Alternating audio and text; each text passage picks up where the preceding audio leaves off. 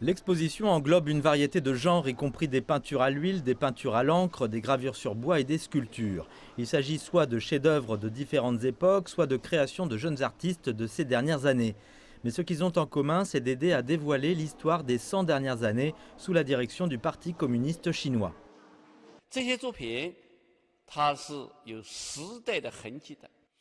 Ces œuvres sont reconnaissables par les caractéristiques de leur époque. Certaines ont été créées par des artistes sur le champ de bataille, avec un pinceau dans une main et un pistolet dans l'autre, pour inspirer les gens à réussir à la guerre. Certaines ont été créées en temps de paix pour refléter les travailleurs modèles. D'autres ont été réalisées après l'entrée en vigueur de la politique de réforme et d'ouverture, racontant les histoires des gens autour d'eux. Beaucoup d'œuvres sont des classiques et sont le résultat des sentiments sincères des artistes. Les styles reflètent également le niveau esthétique et créatif de périodes différentes. Les artistes ont utilisé divers genres pour enregistrer les événements importants du siècle dernier et ils évoqueront différents souvenirs pour différentes générations.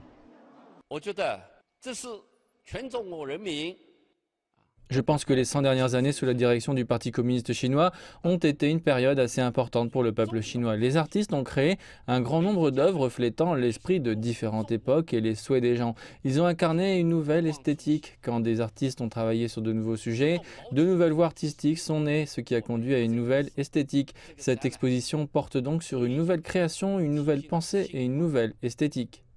L'exposition d'art célébrant le 100e anniversaire de la fondation du Parti communiste chinois se déroule jusqu'au 25 juillet au Musée national d'art à Beijing.